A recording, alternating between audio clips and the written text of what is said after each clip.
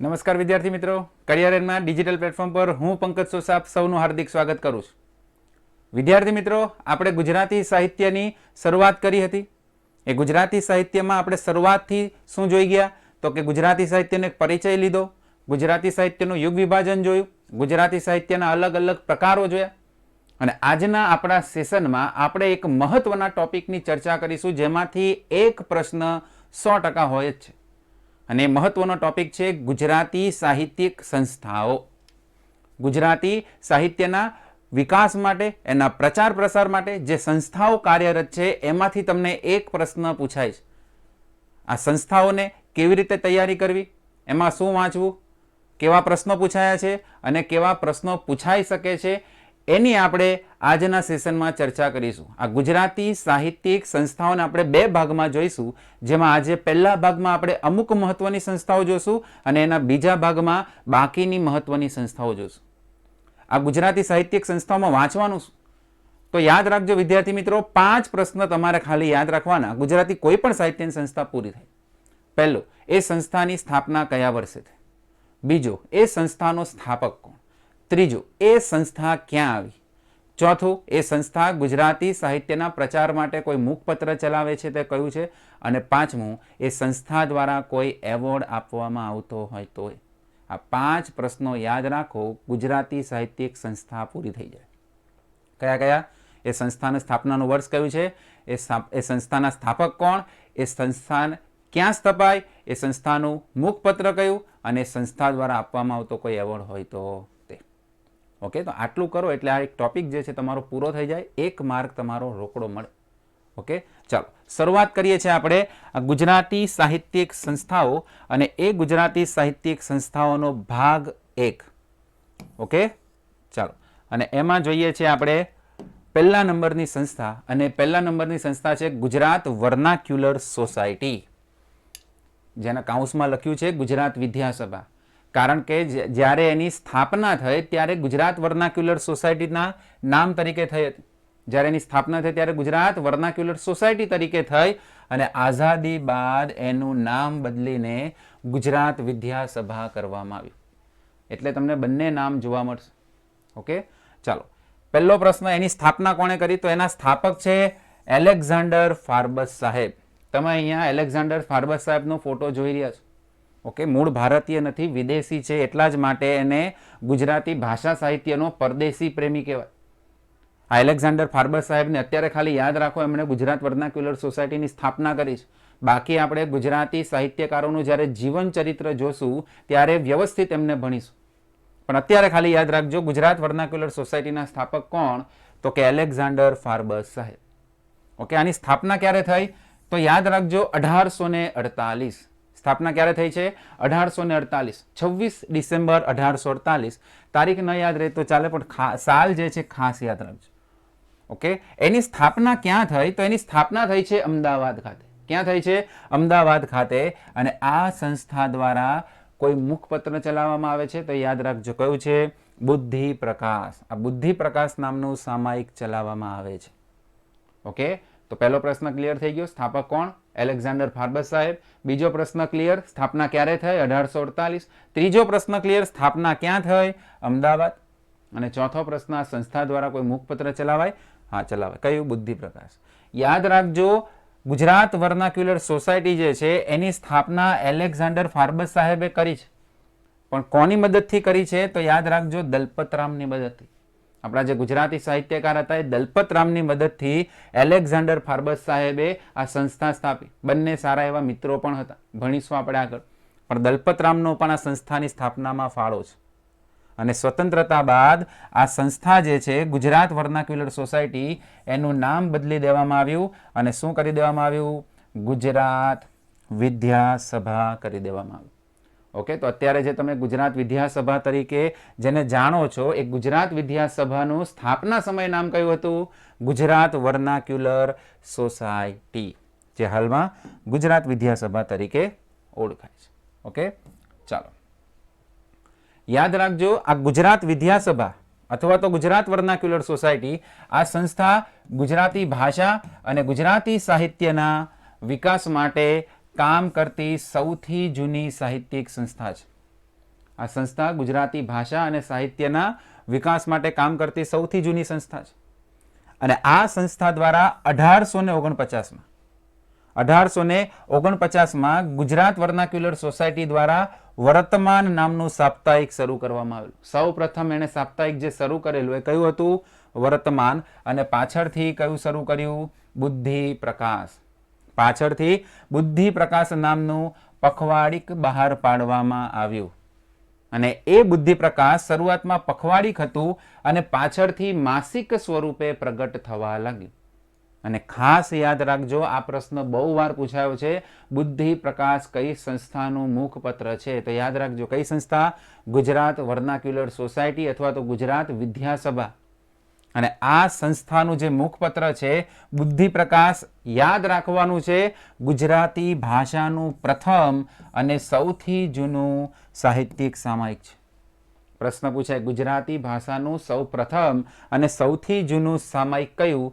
તો યાદ રાખજો બુદ્ધિ પ્રકાશ. કઈ સંસ્થાનું છે? ગુજરાત વર્નાક્યુલર સોસાયટીનું છે. કોનું છે? Gujarat vernacular society. અને આ ગુજરાત વર્નાક્યુલર સોસાયટીની અન્ય શાખાઓ કઈ છે?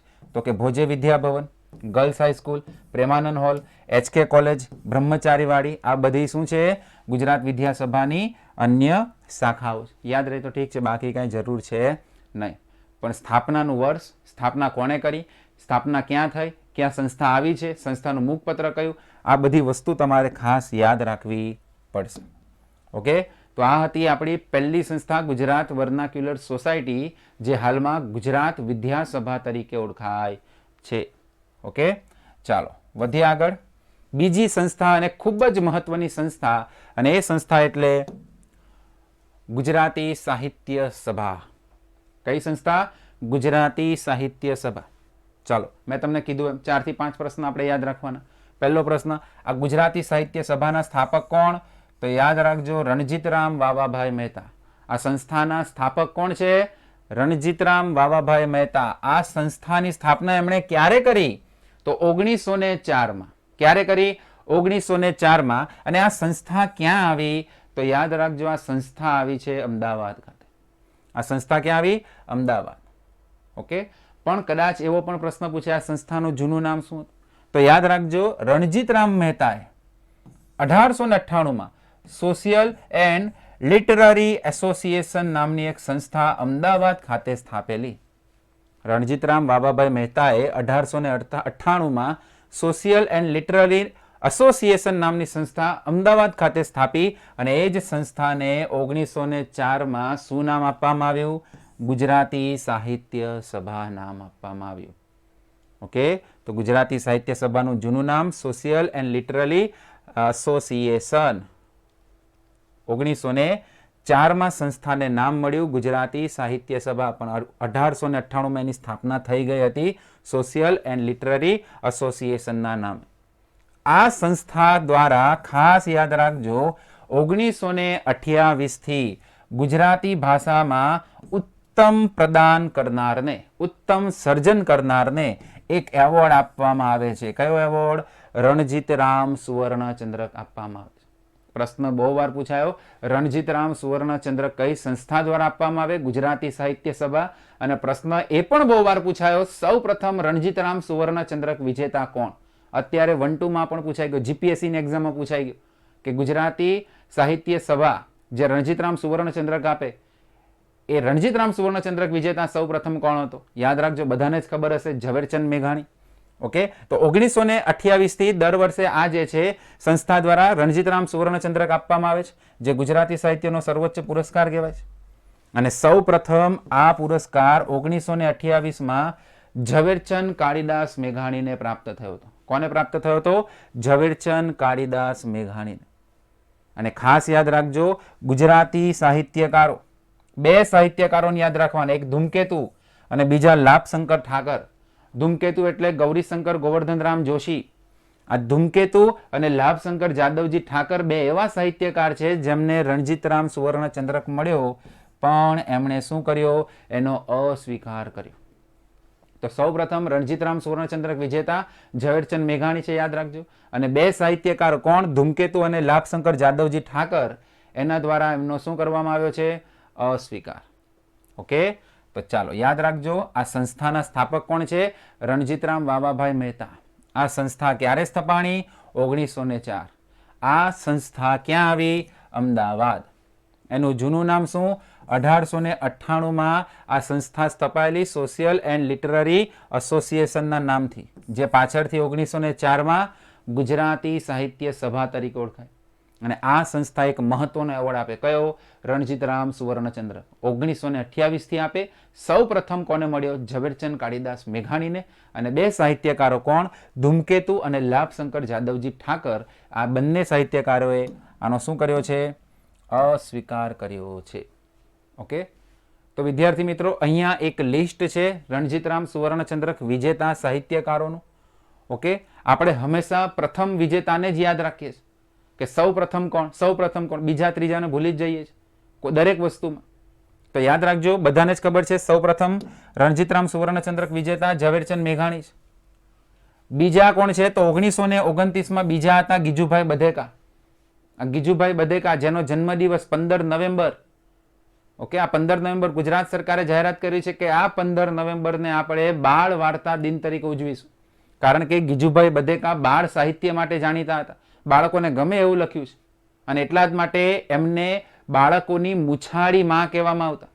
ઓકે, તો આ ગીજુભાઈ બધેકા 15 નવેમ્બર બાળ વાર્તા દિન જેનો ઉજવાય એ બીજા છે રણજીતરામ સુવર્ણચંદ્રક વિજેતા. અને 1930માં મળ્યો કોને? રવિશંકર રાવળ. આ રવિશંકર રાવળ આપણે એક ચિત્રકાર છે જેમને ગુજરાતના કલાગુરુ તરીકે ઓળખવામાં આવે. તો આ રવિશંકર રાવળને બને ત્યાં સુધી આ પહેલા 3 યાદ રાખવાની ટ્રાય કરજો. પહેલા કોણ છે? ઝવેરચંદ મેઘાણી. બીજા કોણ છે? ગીજુભાઈ બધેકા. અને ત્રીજા છે રવિશંકર રાવળ. ઓકે, પણ મોટે ભાગે આ જ પ્રશ્ન બહુ પૂછાયો, સૌ પ્રથમ કોણ? સૌ પ્રથમ ઝવેરચંદ મેઘાણી. અત્યાર સુધી એવો પ્રશ્ન નથી પૂછાયો કે રણજીતરામ સુવર્ણચંદ્રક વિજેતા સૌ પ્રથમ મહિલા કોણ? રણજીતરામ સુવર્ણચંદ્રક વિજેતા સૌ પ્રથમ મહિલા કોણ? તો યાદ રાખજો, સૌ પ્રથમ મહિલા હતા હીરાબેન પાઠક. રણજીતરામ સુવર્ણચંદ્રક વિજેતા સૌ પ્રથમ મહિલા જો કોઈ પૂછે તો કોણ હતા? હીરાબેન પાઠક. અને એમ પૂછાય કે સૌ પ્રથમ વિદેશી સાહિત્યકાર કોણ? વિદેશી સાહિત્યકાર સૌ પ્રથમ રણજીતરામ સુવર્ણચંદ્રક વિજેતા. તો યાદ રાખજો, ફાધર વાલેસ. ઓકે, નામ સાંભળ્યું હશે ફાધર વાલેસનું. Valles Carlos Joseph. આ ફાધર વાલેસ સૌ પ્રથમ રણજીતરામ સુવર્ણચંદ્રક વિજેતા વિદેશી સાહિત્યકાર. અને હીરાબેન પાઠક સૌ પ્રથમ રણજીતરામ સુવર્ણચંદ્રક વિજેતા મહિલા સાહિત્યકાર. ઓકે, તો આ બે નામ યાદ રાખજો. અત્યાર સુધી ખાલી ઝવેરચંદ મેઘાણી પૂછાયા, સૌ પ્રથમ રણજીતરામ સુવર્ણચંદ્રક વિજેતા. પણ હવે મહિલા પણ પૂછાઈ શકે, વિદેશી પણ પૂછાઈ શકે છે. દરેક વસ્તુ માટે આપણે તૈયાર રહેવાનું છે. ઓકે, તો આ એક કોષ્ટક યાદ રાખજો વિદ્યાર્થી મિત્રો, યાદ રહેતું હોય તો. ઉમાશંકર જોશીને ક્યારે મળ્યો છે? યાદ રાખજો, 1939માં. જ્યોતિન્દ્ર દવેને ક્યારે મળ્યો છે? 1941માં. અને આ સુંદરમ એટલે કે ત્રિભુવનદાસ પુરુષોત્તમદાસ લુહાર, એને ક્યારે મળ્યો છે? 1934. ઓકે, ચાલો. તો અહીંયા ગુજરાતી સાહિત્ય સભા અહીંયા પૂરી થઈ. અને ત્રીજી મહત્વની સંસ્થા જે છે અને એ કઈ છે? તો કે ગુજરાત સાહિત્ય અકાદમી. કઈ છે? ગુજરાત સાહિત્ય અકાદમી. અને મેં તમને કીધું દરેક સંસ્થાઓમાં તમારે શું યાદ રાખવાના છે? 4-5 પ્રશ્ન. ઓકે, ચાલો શરૂઆત કરી. તો આ ગુજરાત સાહિત્ય અકાદમી છે, એની સ્થાપના અને એનું સંચાલન યાદ રાખજો ગુજરાત સરકાર દ્વારા કરવામાં આવે છે. ગુજરાત રાજ્ય સરકાર દ્વારા એનું સંચાલન થાય છે. એની સ્થાપના થઈ હતી 1982. સ્થાપના ક્યારે થઈ હતી? 1982માં. અને આ સંસ્થા દ્વારા કયું સામાયિક શરૂ કરવામાં આવે છે? કયું સામાયિક ચલાવવામાં આવે છે? તો યાદ રાખજો, શબ્દ સૃષ્ટિ.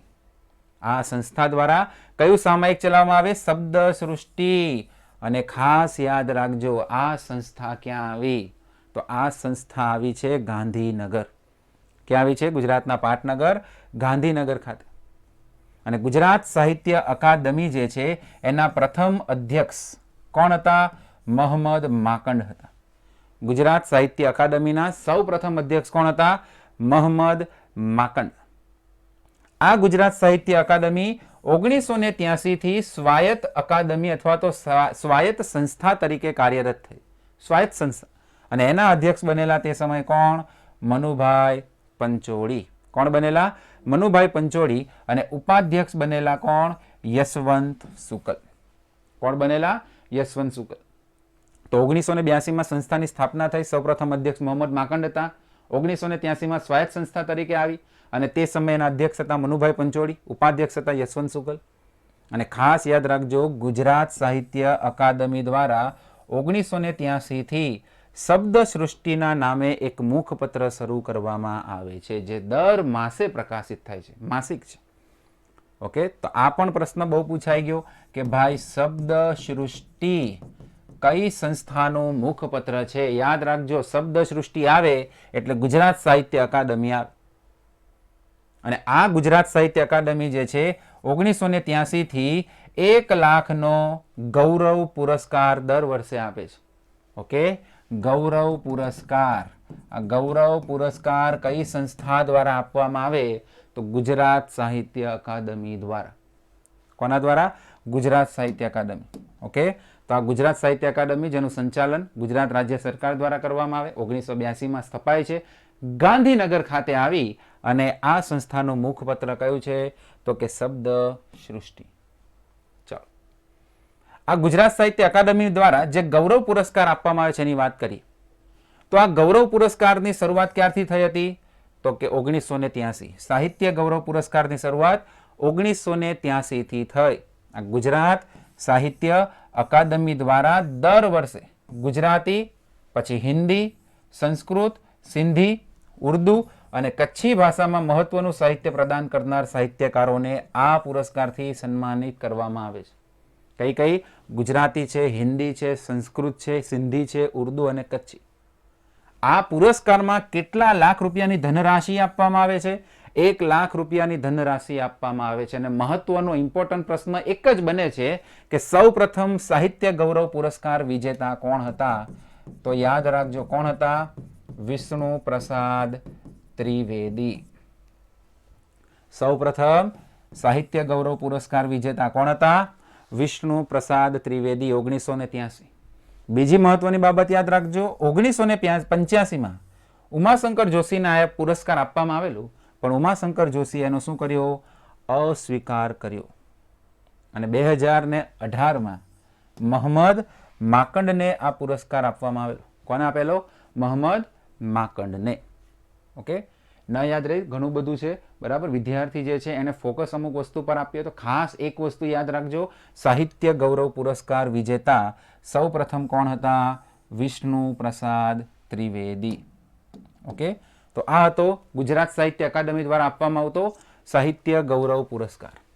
ઓકે, આ ઉપરાંત ગુજરાત સાહિત્ય અકાદમી યુવા ગૌરવ પુરસ્કાર પણ આપે છે.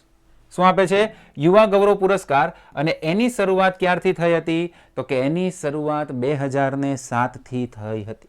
ક્યારથી થઈ હતી? 2007 થી. અને આ યુવા ગૌરવ પુરસ્કાર કોને આપવામાં આવે? તો 18 થી 35 વયની ઉંમરના જે સાહિત્યકારો છે એમને એમના સમગ્ર સાહિત્ય પ્રદાન માટે આપવામાં આવે છે. બરાબર, યાદ રાખજો, કઈ વયના સાહિત્યકારોને મળે છે? તો કે 18 થી 35 વયના સાહિત્યકારો, એમના તમામ સાહિત્ય સર્જન માટે આ પુરસ્કાર આપવામાં આવે. અને આ પુરસ્કારમાં સાલ પછી સન્માનપત્ર અને 50,000 રૂપિયાની ધનરાશિ આપવામાં આવે છે. એક શાલ આપવામાં આવે છે, સન્માનપત્ર આપવામાં આવે, 50,000 રૂપિયાની ધનરાશિ આપવામાં આવે. અને 2007માં સૌ પ્રથમ યુવા ગૌરવ પુરસ્કાર જો કોઈને મળ્યો હોય તો યાદ રાખજો, સૌમ્ય જોશી. સૌ પ્રથમ યુવા ગૌરવ પુરસ્કાર વિજેતા કોણ હતા? સૌમ્ય જોશી હતા. તો યુવા ગૌરવ પુરસ્કારમાં 2 થી 3 વસ્તુ યાદ રાખજો. 2007 થી શરૂઆત થઈ. 18 થી 35 વર્ષની ઉંમરના જે છે વયના જે સાહિત્યકારો છે, 18 થી 35 વયના સાહિત્યકારો છે, એના સમગ્ર સર્જન માટે મળે અને એમાં 50,000 રૂપિયાની ધનરાશિ મળે. અને સૌ પ્રથમ કોણ છે? સૌમ્ય જોશી. ઓકે, ચાલો. આ ઉપરાંત ગુજરાત સાહિત્ય અકાદમી દ્વારા બીજો કયો પુરસ્કાર આપવામાં આવે છે? તો સાહિત્ય રત્ન પુરસ્કાર. કયો છે? સાહિત્ય રત્ન પુરસ્કાર. અને આ સાહિત્ય રત્ન પુરસ્કારની શરૂઆત 2016 થી થઈ. 2016 થી આ સાહિત્ય રત્ન પુરસ્કારની શરૂઆત થઈ અને વર્ષ 2016માં સૌ પ્રથમ ગુજરાતી સાહિત્યમાં સાહિત્ય રત્ન પુરસ્કાર વિજેતા જો કોઈ હોય તે કોણ છે? ગુણવંત શાહ. સૌ પ્રથમ સાહિત્ય રત્ન પુરસ્કાર વિજેતા ગુણવંત શાહ છે. ગુણવંત શાહને 2016માં આ પુરસ્કાર એનાયત કરવામાં આવ્યો હતો. જેઓ આ પુરસ્કાર મેળવનાર સૌ પ્રથમ સાહિત્યકાર છે. આ પુરસ્કારમાં સાહિત્યકારોને સરસ્વતી માતાની પ્રતિમા, શાલ, સન્માનપત્ર અને 1.51 લાખ રૂપિયા આપવામાં આવે છે. 1.51 લાખની ધનરાશિ આપવામાં આવે, સરસ્વતી માતાની પ્રતિમા આપવામાં આવે, શાલ, સન્માન પત્રક આપવામાં આવે છે.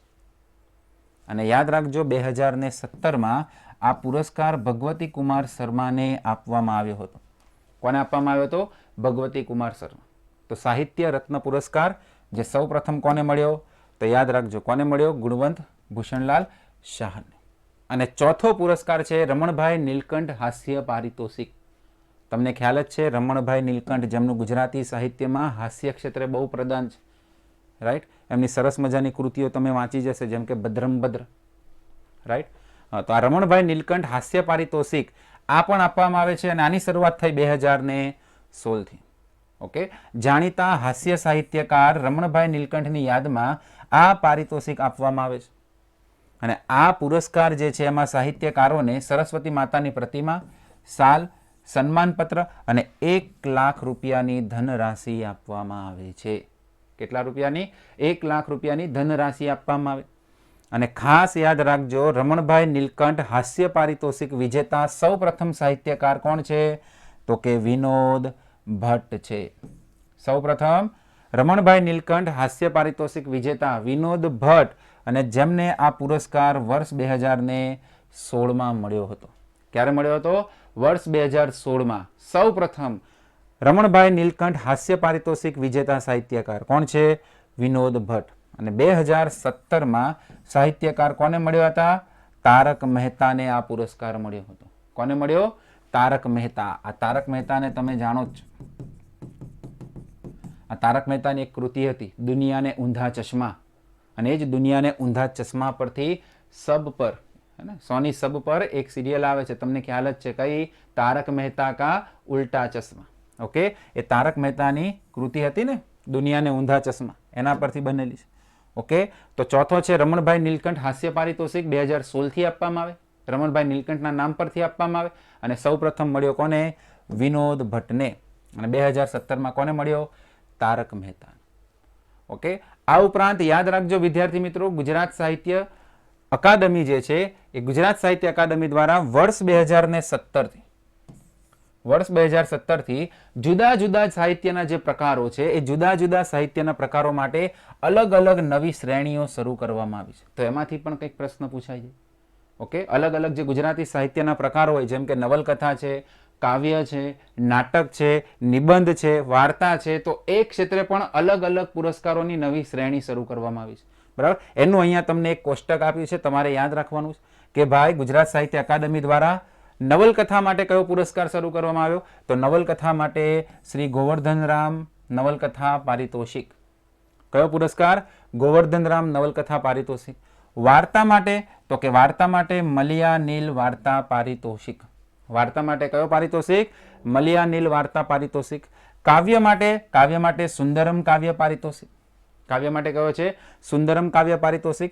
નાટક માટે શ્રી અસાઈ ઠાકર નાટ્ય પારિતોષિક. કયો? અસાઈ ઠાકર નાટ્ય પારિતોષિક. અને નિબંધ માટે સુરેશ જોશી નિબંધ પારિતોષિક. નિબંધ માટે સુરેશ જોશી નિબંધ પારિતોષિક. અને છેલ્લું યાદ રાખવાનું છે તમારે બાળ સાહિત્ય. શું યાદ રાખવાનું? બાળ સાહિત્ય શ્રી ગીજુભાઈ બધેકા બાળ સાહિત્ય પારિતોષિક. ઓકે, કઈ કઈ કેટેગરી છે? તો કે નવલકથા છે, વાર્તા છે, કાવ્ય છે, નાટક છે, નિબંધ છે અને બાળ સાહિત્ય. નવલકથામાં ગોવર્ધનરામ, વાર્તામાં મલિયાનીલ, કાવ્યમાં સુંદરમ, નાટકમાં અસાઈ ઠાકર, નિબંધમાં સુરેશ જોશી અને બાળ સાહિત્યમાં ગીજુભાઈ બધેકાના નામ પરથી આ પારિતોષિક આપવામાં આવે છે. તો વિદ્યાર્થી મિત્રો, ગુજરાત સાહિત્ય અકાદમી દ્વારા આજે વર્ષ 2017થી અલગ અલગ સાહિત્યના પ્રકારો માટે જે અલગ અલગ શ્રેણી શરૂ કરવામાં આવી છે, આ બધી યાદ રાખજો.